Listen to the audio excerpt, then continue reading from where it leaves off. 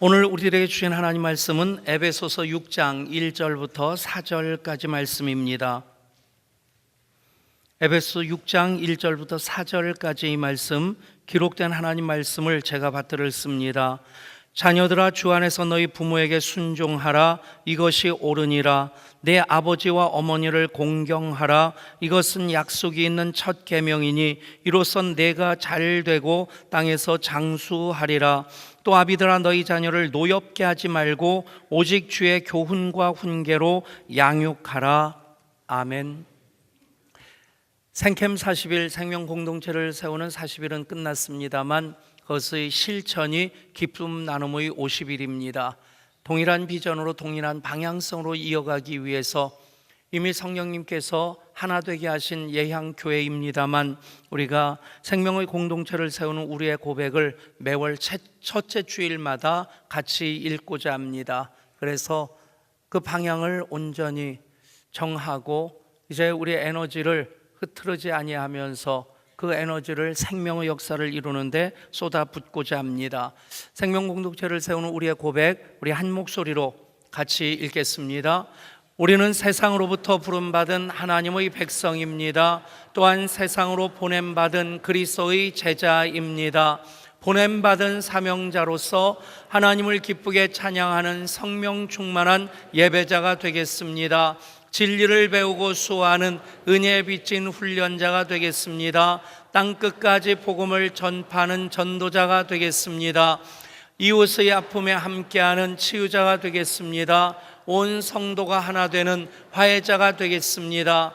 사회적 책임을 다하는 소명자가 되겠습니다. 주의 나라가 이 땅에 임할 때까지 하나님을 영화롭게 하는 예향 공동체가 되겠습니다.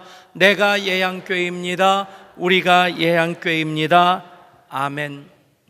생캠 40일 끝난 것이 아니라 기쁨 나눔 50일로 실천적인 삶으로 이어져야만 합니다. 그럴 때 부활절이 계란 나누는 것으로 끝나는 것 아니고 그 계란이 부화되어 병아리가 되고 또 닭으로 자라 알을 낳는 데까지 이어지게 될 줄 믿습니다.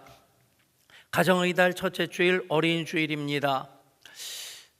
우리가 염려하지 않아도 우리 다음 세대에 특별히 꿈씨, 꿈샘, 꿈싹, 꿈땅, 조이, 파워, 스카이까지 어린이 주일로서 선물을 준비해서 아이들 하나씩 나누게 될 겁니다. 어린이 주일임에도 또 가정의 달, 자녀된 이들과 부모된 이들에게 주시는 모두를 아우르는 말씀으로 오늘 말씀을 우리가 함께 받고자 합니다. 주신 하나님 말씀을 제가 다시 한번 읽습니다. 자녀들아, 주 안에서 너희 부모에게 순종하라. 이것이 옳으니라. 내 아버지와 어머니를 공경하라. 이것이 약속이 있는 첫 계명이니 이로써 내가 잘되고 땅에서 장수하리라. 또 아비들아, 너희 자녀를 노엽게 하지 말고 오직 주의 교훈과 훈계로 양육하라. 아멘. 너무 잘 알고 있는 말씀입니다. 그런데 아는 말씀으로 그치는 것이 아니라 살아가는 말씀이 돼야 될 줄 믿습니다. 마크 트웨인이 했던 얘기 우리가 기억하면서 우리 자신에게 적용해야 되리라 생각합니다. 말씀을 읽으면서 이해되지 못하는 말씀이 나를 괴롭게 하는 것이 아니라 이해되는 말씀이 나를 힘들게 한다. 이해되지 못하는 것 더 깊이 묵상하고 이해하고자 하는 노력도 포기해서는 안 되겠지만 더 중요한 것은 이미 알고 있는 말씀, 주신 하나님 말씀으로 그 말씀을 살아갈 때에 그 말씀 때문에 괴로운 그 단계를 넘어서서 그 말씀이 힘이 되고 능력이 되고 권세가 되는 것 우리 경험하며 살게 될 줄 믿습니다. 에베소서는 교회인 가족에 대한 말씀이 5장 22절부터 이어집니다. 먼저는 아내와 남편에 대해서 교회와 그리스도로서 그렇게 복종하고 헌신하라는 말씀을 주십니다. 그리고 6장 1절부터 4절까지 자녀와 부모에 대해서 자녀들은 주 안에서 순종하고 공경하고 또 부모는 자녀들을 노엽게 하지 말고 오직 주의 교훈과 훈계로 양육하라고 말씀합니다. 그것이 6장 5절부터는 종과 상전의 사회적인 관계로까지 확장되어져서 이제 그 모든 관계 속에서의 키워드라고 할 수 있는 것은 주께 하듯 하라입니다. 나를 기준으로 하는 것 아니고 하나님 아버지의 마음으로 하나님 아버지의 손과 발 되어 하나님 아버지 기뻐하시는 그 일을 행하는 것이 주께 하듯 하는 것입니다. 특별히 가정의 달, 가족의 구성원이 부모와 자녀입니다. 그 부모와 자녀의 관계 속으로 관계로 얽혀져 있고 그 관계로 이제 가정이 되어집니다. 물론 법적으로는 1인 가구도 가정으로 법적으로는 인정을 받습니다만 성경적으로 가정 그러면 부모와 자녀가 함께 사는 그 관계를 가족이라고 얘기를 합니다. 그 가족의 관계 속에서 모두는 다 부모의 위치에 있는 이들이고 또 모두는 자녀의 위치에 있는 이들입니다. 자녀들에 대해서는 내 부모를 주 안에서 순종하라 그렇게 말씀하죠. 순종과 공경 이것이 옳으니라. 이것이 약속 있는 첫 계명이니 이로써 내가 잘되고 땅에서 장수하리라 하는 약속까지 덧붙여집니다. 또한 부모들에게는 자녀들을 노엽게 하지 말고 오직 주의 교훈과 훈계로 양육하라. 부모를 향한 자녀의 주께 하듯 하는 것이 무엇일까? 순종과 공경인데 이것을 한마디로 얘기하면 존경하는 것입니다. 또 부모가 자녀를 노엽게 하지 않고 주의 교훈과 훈계로 양육하는 것, 그것이 존중하는 것입니다. 존중과 존경은 사랑의 구체적인 표현이고 실천이 되어집니다. 먼저 자녀들에게 순종하고 공경하라, 존경할 것을 말씀하고 있습니다. 몇 년 전 어버이날을 앞두고 설문조사를 한 것이 부모가 자녀들에게 하는 거짓말이라는 표현이 좀 그런 것 같아요. 제 자녀를 걱정하면서 많이 하는 말들, 4위, 내가 오래 살면 뭐하니 너희만 고생이지. 3위, 바쁜데 내려올 것 없다. 2위, 선물 필요 없다. 너희 살림에 보탰어라. 1위가 뭐냐면 아픈 데 없다. 건강하니 걱정하지 마라. 연세 드신 분들 아픈 데가 왜 없겠어요? 필요한 것 왜 없으시겠어요? 그런데도 새빨간 거짓말이 아니라 새하얀 거짓말로 자녀 생각하는 마음으로 그렇게 하시는 말씀들이란 얘기입니다. 여러분, 이것이 그대로 부모님의 마음 아니겠습니까? 그런 부모님을 향해 주께 하듯 하는 것이 무엇이냐? 바로 순종하고 공경하는 것입니다. 순종하고 공경해야 되는 것, 오늘 성경에서 순종하라 할 때 헬라어로 휘파쿠오라는 말을 씁니다. 이 휘파쿠오라는 말은 아래서 듣는다는 얘기입니다. 그러니까 겸손한 마음으로 귀를 기울여 청종하는, 마음으로 듣고 마음에 담아두는 그런 자세가 휘파쿠오, 즉 순종입니다. 같은 말씀이 골로새서에 나오는데 에베소서와 골로새서를 쌍둥이 서신이라고 얘기를 합니다. 바울이 썼고요, 먼저 에베소서 썼고 나중에 골로새서를 썼는데 많은 내용들이 반복되어집니다. 그러면서 이 말씀에는 조금 더 강조되어지는 표현이 덧붙여집니다. 자녀들아 모든 일에 부모에게 순종하라. 이는 주 안에서 기쁘게 하는 것이니라.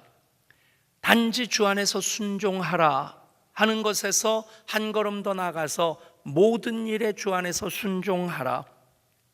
내가 듣고 싶은 얘기만 듣는 것 아니고 듣기 싫은 것까지도, 내 감정이 좋을 때만이 아니라 힘들 때에도, 삶이 평안한 때일 뿐만 아니라 어려울 때에도 모든 일에 순종하라 하는 것입니다.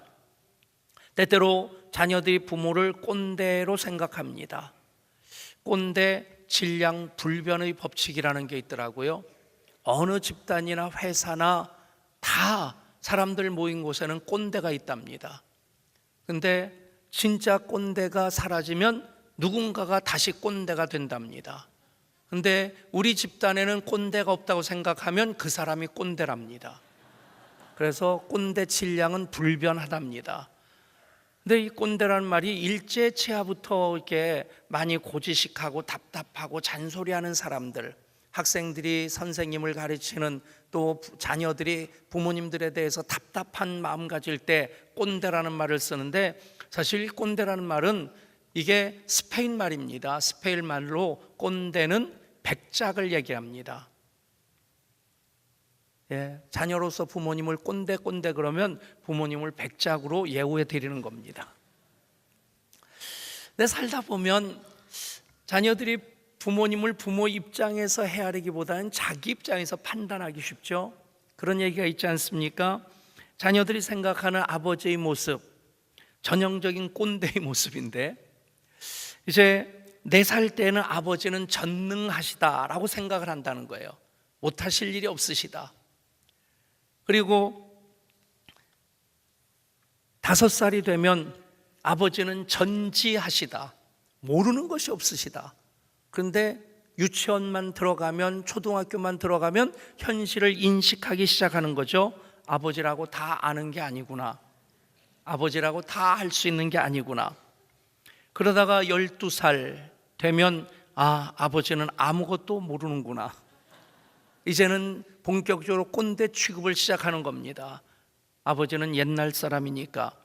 14살, 아버지에게 신경 쓸 필요가 없어. 워낙 무식하니까.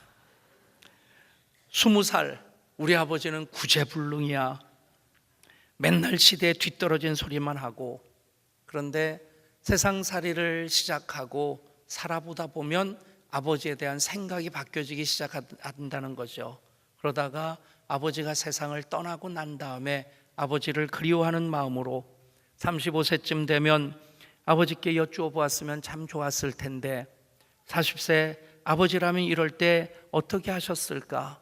아버지의 마음을 비로소 품고 생각하기 시작하고, 그리고 50세쯤 되면 자식들을 바라보면서 돌아가신 아버지를 그리워하는 마음이, 아버지가 나보다 훨씬 더 훌륭하셨구나.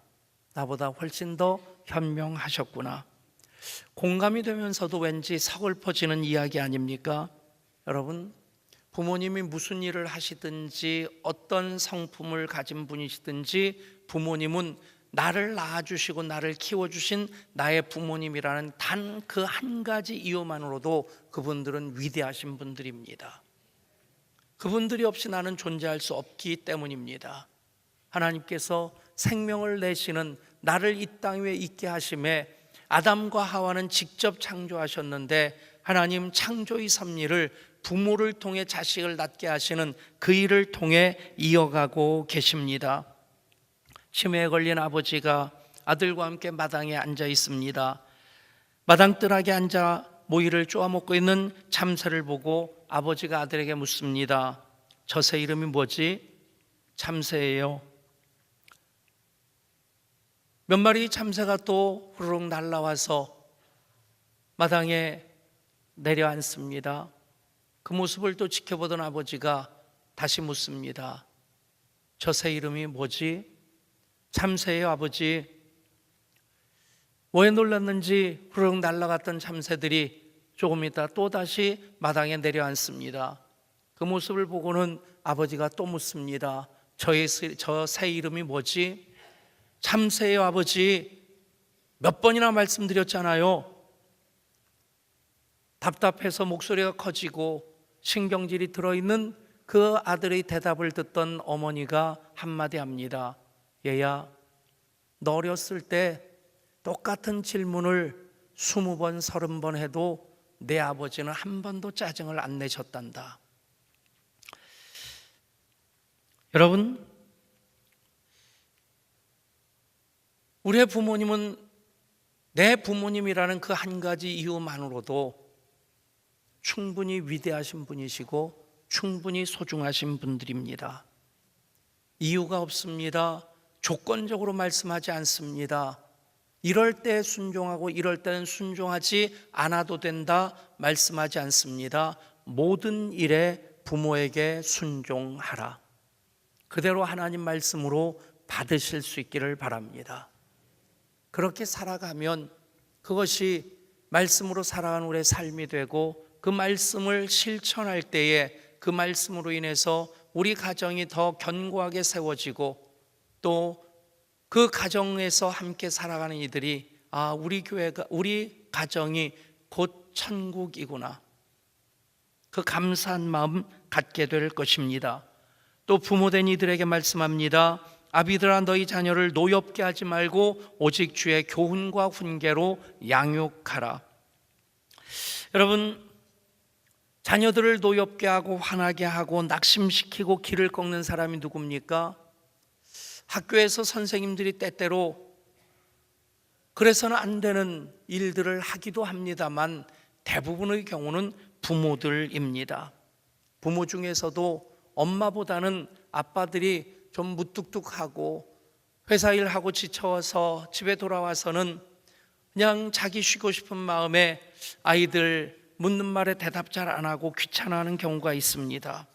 여러분, 남자와 여자의 구조가 그렇게 다를 수 있겠습니다만은 자녀가 묻는 말에 대답을 안 하고 그래서 자녀와의 관계가 불통이 되어질 때에, 대화가 사라지게 될 때 그 가정은 병들게 됩니다. 동의보감에 나오는 말이 있습니다. 통즉 불통, 불통즉 통이라. 통하면 아픈 것이 없고 통하지 아니하면 아프게 된다. 처음에 나오는 통은 통할 통자고 나중에 나오는 통자는 이 아플 통자입니다. 고통할 때 얘기하는 그 통자죠. 통즉 불통, 불통즉 통이라. 여러분, 우리 몸도 신경이든 피든 모든 것들이 통하면 아프지 않습니다. 그런데 불통하면 몸이 이상 증상을 나타내게 됩니다. 가정도 마찬가지입니다. 남편과 아내가 서로 통해야 됩니다. 부모와 자녀 사이에 서로 통해야 됩니다. 통하면 가정은 건강하게 세워지게 되고, 통할 수 있도록 하는 것이 무엇입니까? 오늘 말씀 그대로 자녀를 노엽게 하지 말고 오직 주의 교훈과 훈계로 양육하라 하는 것입니다. 대부분 부모들이 가지고 있는 콤플렉스가 있다고 얘기를 합니다. 인류 콤플렉스, 자녀들을 인류 유치원, 인류 초등학교, 인류 중고등학교, 인류 대학교 보내려고 하는. 그래서 아이들 어렸을 때는 다 아인슈타인 우유 먹이다가 그 다음엔 서울 우유 먹이고 현실을 조금 인식하게 되면 그래 연대라도 가라 연세 우유 먹이다가 그 다음에는 건대 우유 먹이고 그것도 저것도 아니다 싶으면 마지막 선택이 저지방 우유라고 합니다. 인류 컴플렉스 대부분 부모들이 가지고 있죠.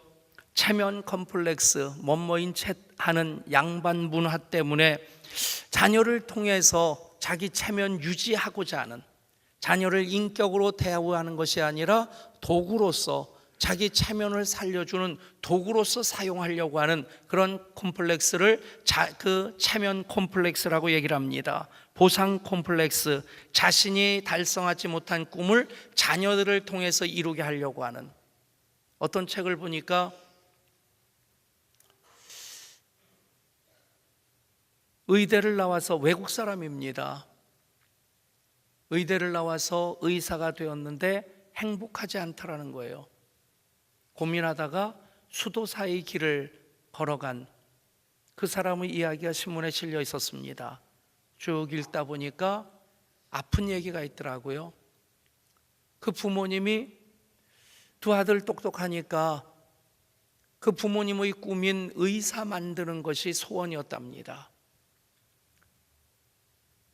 자기도 의사가 됐고 동생도 의사가 됐는데 동생이 의사고시 합격해서 합격증을 받아서 가져온 날 자살을 했답니다. 편지 한 장 써놓고 아버지, 어머니, 제가 의사 됐으니까 됐죠? 그 한 줄 써놓고 자살을 했다는 거예요. 그 동생을 보면서 차마 자기는 그 길을 떠날 수 없었는데 아무리 생각하고 아무리 열심히 살아가려고 해도 이건 아니다. 내 길이 아니다 싶어서 의사 내려놓고 수도사가 되어서 수도사의 길을 가고 있다. 여러분, 보상 컴플렉스, 자녀를 낙심하게 하는 또 하나의 부모의 욕심일 수 있겠다 싶습니다. 완벽 콤플렉스, 야단치고 혼내면서까지라도 자녀들을 완벽하게 세워나가는 좋은 부모가 돼야 된다. 여러분, 이런 것 때문에 부모가 자녀들을 노엽게 하기 쉽습니다. 노엽게 하는 것, 그것은 부모의 욕심입니다. 한 사람 한 사람 하나님의 자녀입니다. 하나님께서 우리 가정에 선물로 주셨지만 하나님의 소유된 백성이지 내 소유가 아니라고 하는 것이죠.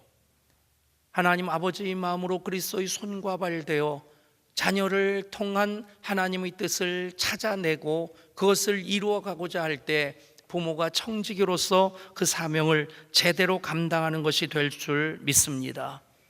예수님 말씀하십니다. 또 누구든지 내 이름으로 이런 어린아이 하나를 영접하면 곧 나를 영접함이니.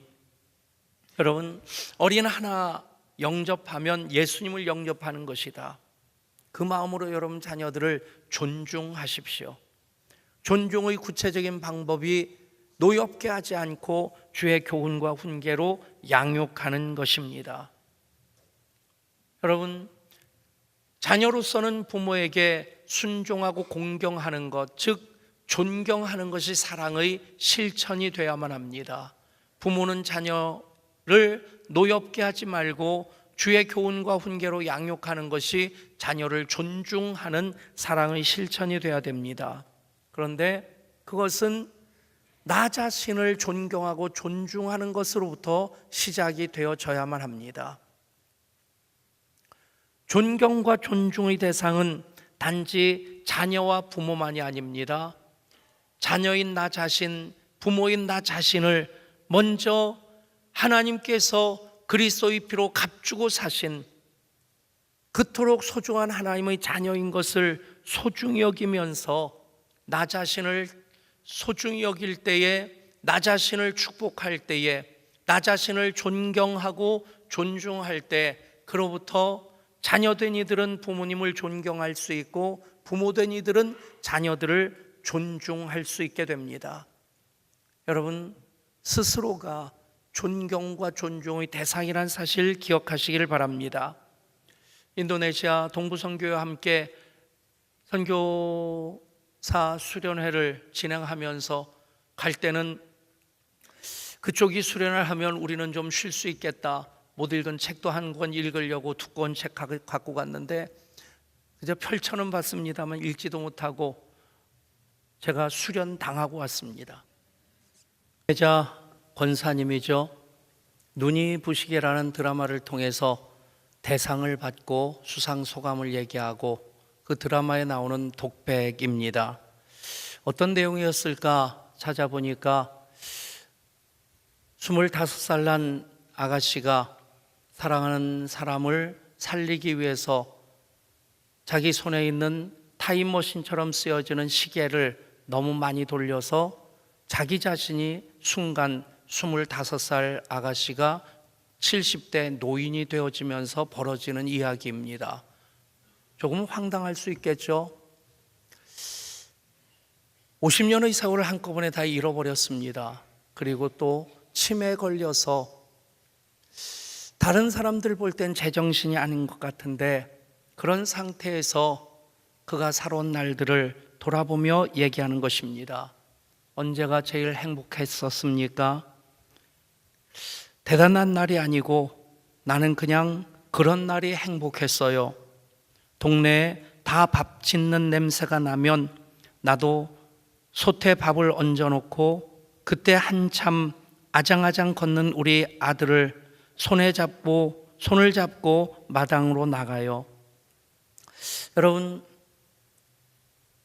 우리가 정말 살면서 항상 기뻐하고 쉬지 않고 기도하고 범사에 감사할 수 있기 위해서 놓치지 않아야 되는 것이 있습니다. 바로 우리들의 일상입니다.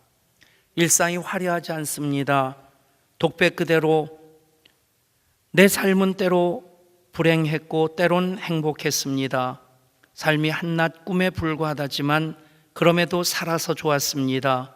새벽의 쨍한 차가운 공기, 꽃이 피기 전 부는 달큰한 바람, 해질 무렵 우러나는 노을의 냄새, 어느 하루 눈부시지 않은 날이 없었습니다.